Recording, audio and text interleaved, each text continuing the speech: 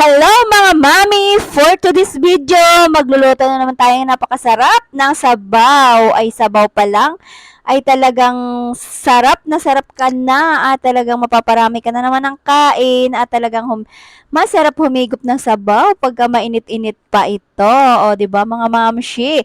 Una nga, nag-init tayo ng ating cooking pan at naglagay ng kaunting mantika.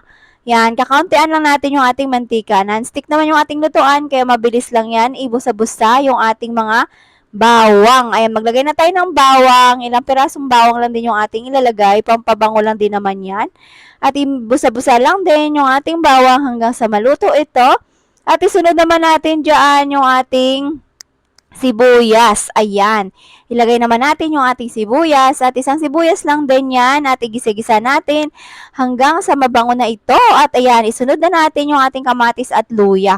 Talaga naglalagay ako ng kamatis. Ngayon lang isinubukan ko maglagay nga ng kamatis. 2 perasong kamatis. Ay talaga napakasarap naman pala pagka meron siyang kamatis. O, di ba mga mamshi? Para-paraan tayo kung paano tayo magluto ng ating tinolang manok. At ayun nga po guys, ibabango-banguhin lang din natin yan, napalutuin natin yung ating kamatis, sibuyas, bawang, at isunod na natin dyan yung ating manok. Ayan na po guys, mga kalahating kilo lang din yung ating ilalagay na manok dyan. Ayan. Ayan, pakasarap po yan at talagang pitso ang aking inilagay at saka yung pakpak ng manok. O, di ba yan talaga na makasarap yan pagka tinola. At ayan na po guys, gisa-gisa lang din natin yan.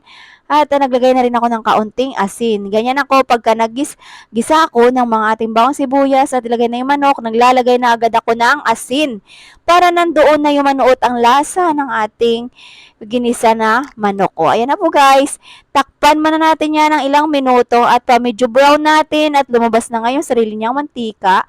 At ayan, igisa-gisa natin sa dyan, sa sarili niyang mantika. At ayan po guys, naglagay na ako ng kalahating pitsil ng tubig dahil bakuluan pa rin din naman natin yan.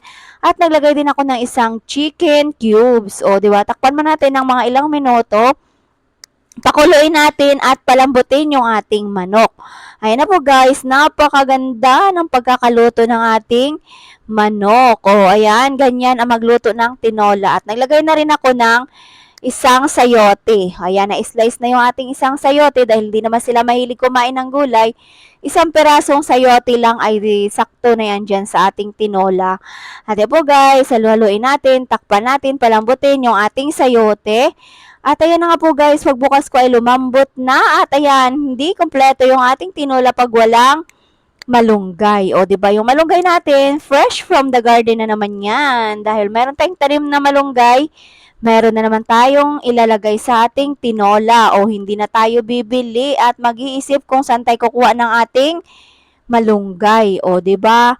Ganyan mga mami, kailangan pag mahilig tayo magluto, mahilig din tayo magtanim para meron tayong ipanlagay sa ating gulay o kaya sa ating niluluto pagka meron tayong tanim. O, ayan na guys, naglagay na rin ako ng 2 perasong siling green. Ayan ay nagpapabango sa ating tinola. At talaga napakasarap nito mga mamshi, lalo na pagka may malunggay, masustansya ang ating sabaw. O, di ba mga mami, para-paraan tayo kung paano tayo makatipid at makaluto ng masarap na ulam para sa ating tanghalian. O, ayan na guys, kumuha na kayo ng kanin, ay luto na at tara na ay mananghalian na tayo.